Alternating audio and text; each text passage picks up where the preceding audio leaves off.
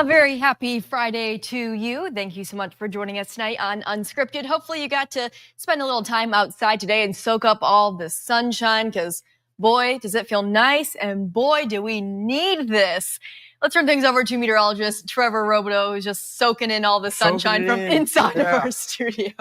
But he has the energy, like he's been outside in the sun all day. So Trevor, more sunshine for our weekend? Yes, especially for the first half. Now, not so much for the second half. Sunday we'll have a lot more cloud cover. We'll call it overcast, if not at the very least mostly cloudy. But tomorrow looks like another great day with you mostly sunny and clear for the majority of the day. Now, closer to sunset, we'll have some clouds entering in. But yeah, it'll be sunny for the majority of the day.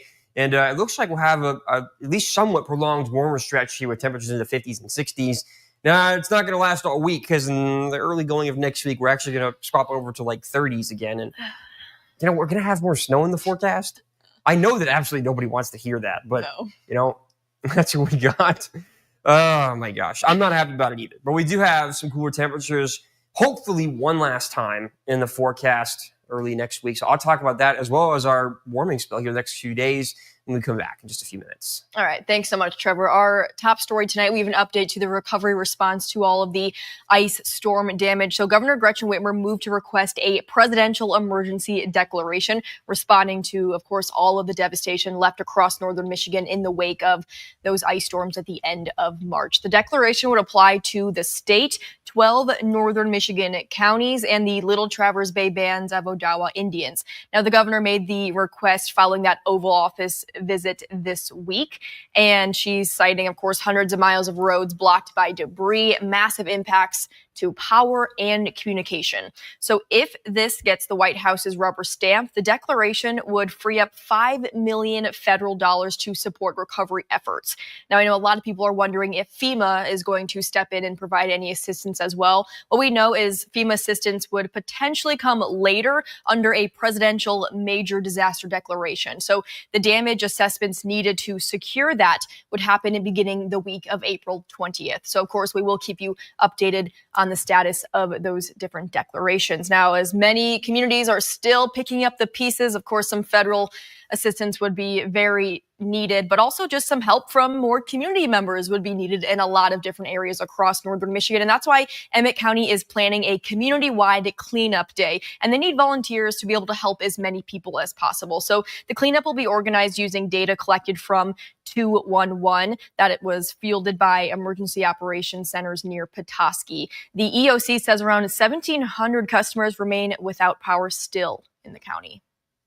Our emergency manager anticipated that there would be a lot of community members that wanted to come forward to help, and we wanted to figure out a way that we could funnel that into something productive. What we are hoping to do is help people who are truly in need, cleaning up their yard, moving branches, getting things either out to the road where they can be cleaned up by the road crews or actually taken to the debris sites.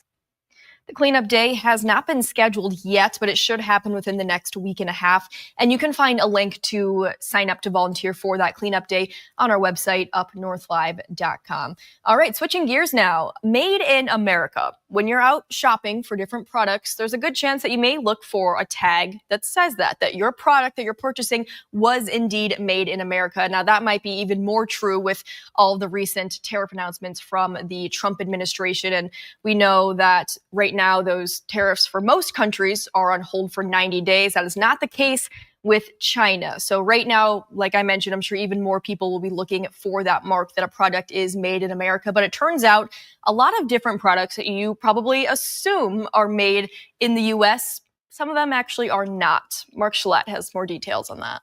Made in America, a selling point for a lot of people, and 50 years ago, a little easier to find. As the Trump tariffs kick in, more and more shoppers may be searching those products out, and they may be a little easier to find because they may not reflect the price increase due to the tariffs many economists expect on imports. While products have that tag, those words that clearly say where they're made, buying by brand alone may not point you in the right direction because some pretty iconic brands that you may assume are all American may not be anymore or maybe never really were. Blue jeans are pretty American, and Levi Strauss, a product of the 1849 California Gold Rush, scream Americana. But since the 1980s, most of them aren't made here. The company's bringing in all that denim from factories from China and other parts of Asia and Europe. Radio Flyer wagons, a staple of American youth for decades, left Chicago for China 20 years ago. Can't get much more American than baseball. Well, Rawlings left St. Louis and now makes their balls in China and Costa Rica. Schwinn and Huffy Bikes, Asia. American cars aren't all that American anymore. While some models are assembled here, almost every one of them has parts that come from other countries. While some models from each of the big three are completely assembled in places like Canada and Mexico and then shipped in. As for tools, Craftsman, up until the early 2000s, proudly proclaimed what they offered was made in America. Today, some of their hand tools still are. But since being bought out by Black & Decker, most of their power tools get imported. Barbie dolls, China. As are most of Mattel's toys, like Hot Wheels cars. That American Girl doll, while headquartered in Wisconsin, they're made in Asia. Ray-Ban sunglasses move production to Italy and China. The list is long, with companies that, in a lot of consumers' minds, are Americana, but in reality rely on global production to fill store shelves and dealers' lots. In some cases, it's branding and marketing, not necessarily the reality of their production. In order for a product to actually earn the Made in America recognition, the Federal Trade Commission says there are 3 simple criteria that have to be met. Number 1, the product's final assembly or processing must occur in the United States. Number 2, all significant processing steps must take place in the U.S. And number 3, all or virtually all of the product's ingredients or components must be made and sourced in the United States. That was Mark Shillette reporting. Pretty interesting, right? The American Girl doll one was one that really shook me. But another pretty interesting story. Do you recall a couple years ago when 2 brothers from Traverse City went on the show Shark Tank to present their business idea of putting LED glow stickers on different sporting equipment so people could use that sporting equipment at night? They did strike a deal with one of the sharks, and now they have some pretty big plans exciting plans happening in the near future. Let's turn things over to our reporter Cody Bear, who is at a kind of a party for this exciting new step for the 2 brothers. Hey, Cody. Hey, Maya, how are you? I'm good. Happy Friday. Tell us where you're at right now. Yeah, happy Friday. So I'm here at Mount Holiday, and this is where this next step that you talked about is really taking off. You know, the first step of this next chapter for Dakota and Garrett Porter. They're 2 brothers that, like you mentioned, were on Shark Tank for this LED light Action Glow, where you can put it on, you know, bikes and snowboards, skateboards, surfboards. You know, you can put these LED lights on, and it's super cool. And this is their first step in this chapter that's going to be called Lead the Way Tour. Now, it's Lead the Way, but it's LED because it's Smart. LED Lead the Way. So pretty cool. But they're about to go on a 4 to 6 month tour across the country, all the way to the West Coast. And they're selling this product the old-fashioned way. They're going from door to door to businesses. They'll call and set up appointments first, but they're going across the country, door to door businesses, and saying, hey, here's our product. And they'll go to bike stores and skateboard shops and kind of talk about the product and maybe get their product in their stores. And this is the first step. It's here at this kickoff party here at Mount Holiday. And what's really cool about that is this is where they started this journey. Their idea for it was when they were snowboarding here at Mount Holiday. Oh, wow. A full circle moment for the Porter brothers. Yeah. That is awesome. So how will the brothers be traveling all around the country? Yes, I'm glad you asked. So they will be traveling in a bus. And I will show you the bus real quick. This is the bus. It's their Action Glow bus. And right now, for the party and everything, they have music being played on the top of it. It's pretty cool. That's so cool. They will be traveling and living in that bus for the next 4 to 6 months. So I'm talking real old-fashioned way. They'll be driving all across in the bus, stopping, sleeping in the bus. They're showering in the bus, and they're literally driving it to each stop. Is it an old school bus? Yes. And we didn't go too far into where the bus came from, but it's the exact same build. Everything you'd expect from an old school bus. And then on the inside, it looks like a camper. And I'll flip it over real quick so you can see again, it is the exact same build. It's exactly like you'd think of a yellow school bus, but they've completely decked it out, painted it, made it their own. Did you get to go inside and see what it looks like on the inside of the bus? I did. And tonight on Up North Live News at 11, we will take you inside the bus. You'll get a better look at the outside, but we'll take you inside to see what it looks like. And it really does look like a camper. Sure. And like you mentioned, more details tonight at 11. But Cody, is there anything else that you want to tell us now without giving away your entire story tonight? I know, did you talk with both of the brothers about just how excited they are for this next step? I did, and they're super excited. And I'll give you a little sneak peek into what I'll be talking about tonight and what I talked about with them really in depth. And it'll be tonight on Up North Live News at 11. They're not only selling this product on this tour, they are making other stops to promote youth entrepreneurship on their tour. They said they've ever since 2011, because in 2011, they were teenagers when they came up with this idea and started this company. So that's something that's really close to them. So they will be making certain stops to promote youth entrepreneurship. So tonight on Up North Live News at 11, I'll talk a little bit more with them about, what that's going to look like and how excited they are for that. That's awesome. Well, I'm looking forward to hearing more details tonight at 11. Cody, thank you so much for joining us on Unscripted and giving us a little sneak peek of what's still to come later on in the evening. Okay, before the break, I'm going to mention our question of the day right now. You don't have to take it up. Our director's back there. We'll take it up after this next story. But just to give you an idea of why we're showing you this, our question today is, today's National Pet Day. How many pets live in your house? A lot of people are saying 0, some 1. So if you're someone who doesn't have any pets, or maybe you have a couple but you're looking for more, well, we have some great options in today's adoption option segment. If you watch our 5 o'clock show, you probably already saw all of these sweet, sweet pets. So first up, this is Gunner. Look at his blue eyes. Just a beautiful dog, very social, very playful.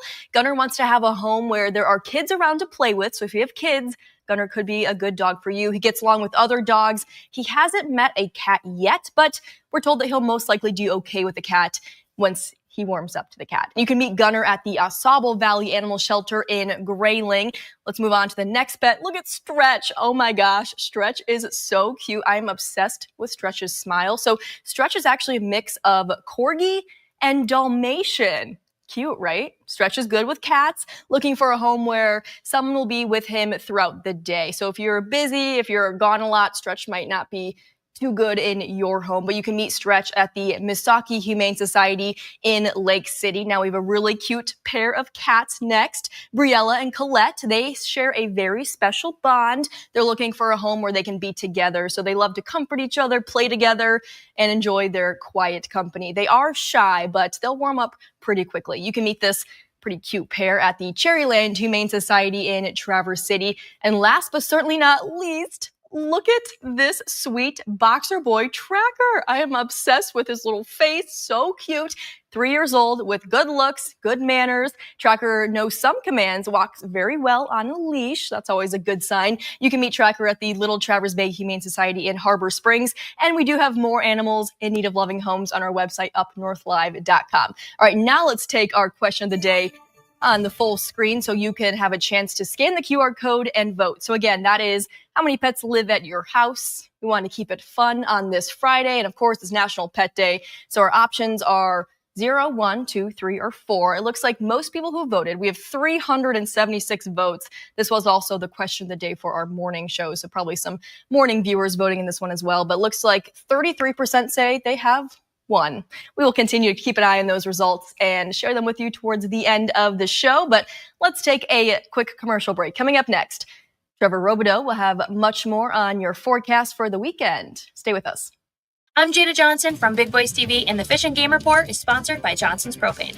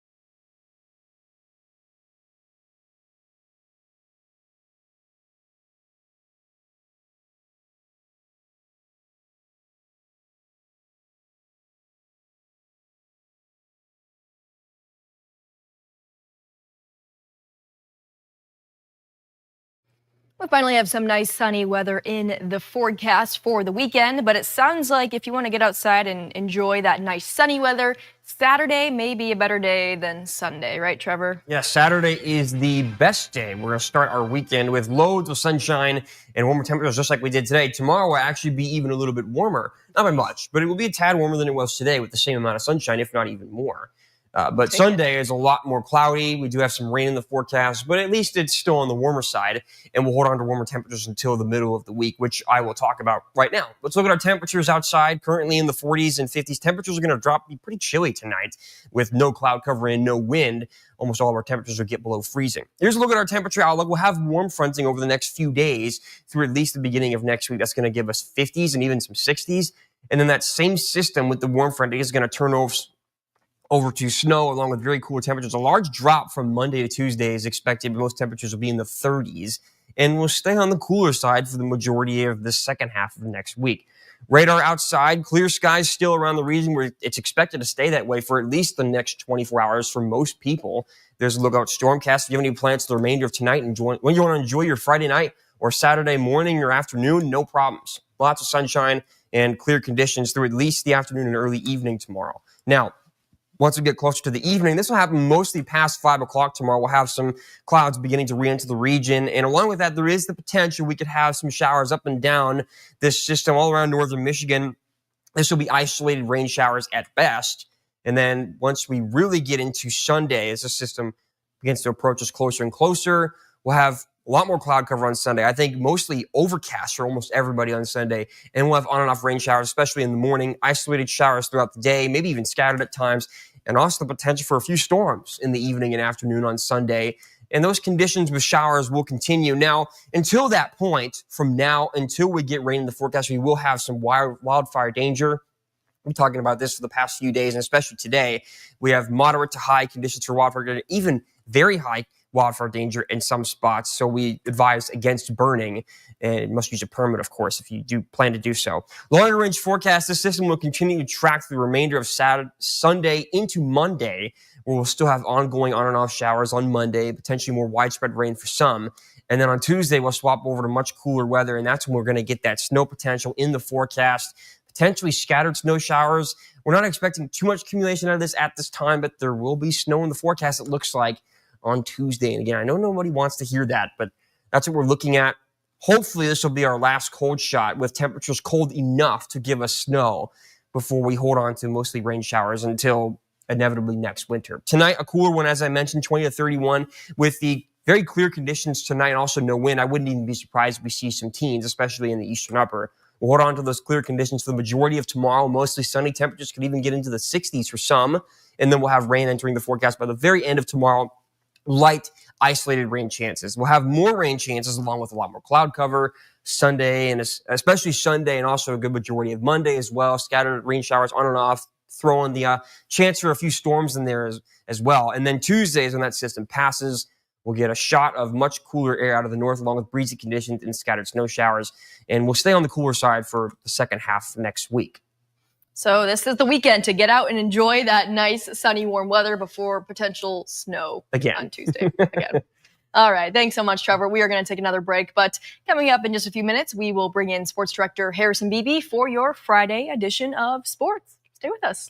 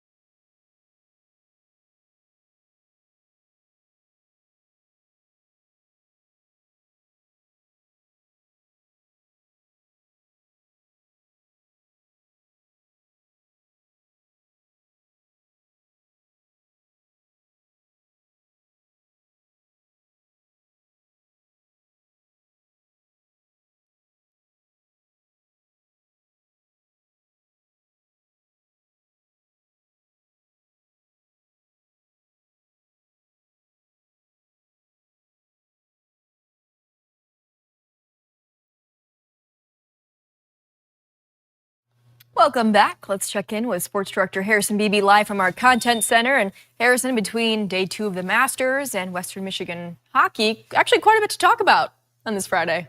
Don't forget about April in the D. It's probably, in fact, I pretty much guarantee it's our final Friday of April in the D for 2025 with all 3 of the Pistons, Red Wings, and Tigers in action. Tigers will be exclusively on Apple TV, though I know we're still in that era where people are channel surfing and wondering where the ball game is. It is exclusively on the streaming service of Apple if you want to watch their game tonight. And if they don't have Apple, hopefully they'll be able to catch highlights tonight at 11, right? Hopefully, yeah, that would be the plan. But yeah, Maya, let's talk golf. You know, the weather's great today. It's actually would have been great to get out and have a round of golf today if that was in the cards. Maybe it was for some people. We don't know. We're going to take a look at that leaderboard. I think they got it in the back. And yeah, Justin Rose, your day 2 leader, just like he was in day 1. But plenty of talented golfers right there breathing down his neck. Bryson DeChambeau, a stroke behind him. Got Rory McIlroy and Scotty Scheffler at 6 under, both 2 back of Rose, entering the weekend, what they call moving day on Saturday at golf major events. So that'll give the opportunity for the leaderboard to potentially shuffle. And then Sunday is one of my sports holidays where I try and devote as much time to the couch and watching the Masters as I can. So what do you hope to win? I don't really have a preference. I just like to see good golf. And I used to say this all the time when Tiger Woods was so dominant in golf, and then he would take his lapses or, for whatever reasons, not be involved, either injury or otherwise. And I remember people were like, I'm not going to watch Tiger's on it. I'm like, oh, I figured you watched because you liked golf. Right. Apparently Tiger was the big draw for a lot of people. But that, for me, the draw is just, I like the fact a couple of years ago, I know there was an amateur that was in the competition up until the final round there. So I like to see the stories and see who really, it could be a guy who's winning the green jacket for a 3rd or 4th time. It could be a guy who nobody's ever heard of that comes in there and really gets everybody excited on a Sunday afternoon down in Augusta. So that's what I like to see on a Sunday, is a close golf match. If we got a guy up 4 or 5 strokes, then, I'm probably not going to pay too much attention to it. Sure. Okay, and really quick, let's talk about Western Michigan hockey. It's true. The Broncos in their first Frozen Four ever, and now in their first national championship game, they've got a tough opponent in Boston University. But Trevor Robideau, our expert weather analyst and hockey analyst, says they got a real chance in this one. There we go. And he is our hockey expert here, so I believe him. All right, Harrison, thanks so much for joining us. Let's take a quick break, but we'll check in with the live results for our question of the day in just a couple minutes.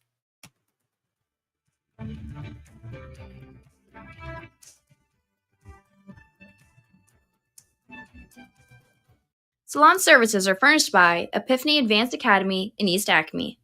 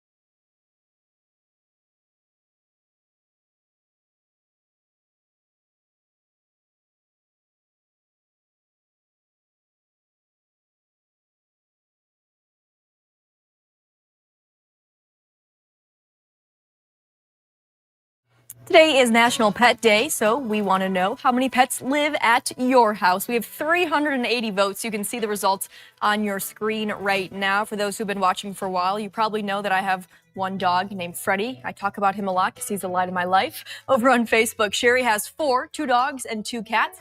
Carrie has 1 dog, but she's anxious, so feels like 6. Very relatable. I used to have an anxious dog. I know what that's like, Carrie. Pam says 7. We love our babies. And Dee says, not counting my husband, 1. Great comment, Dee. Thank you so much for joining us on Up North Live Unscripted. Happy Friday. Have a great weekend.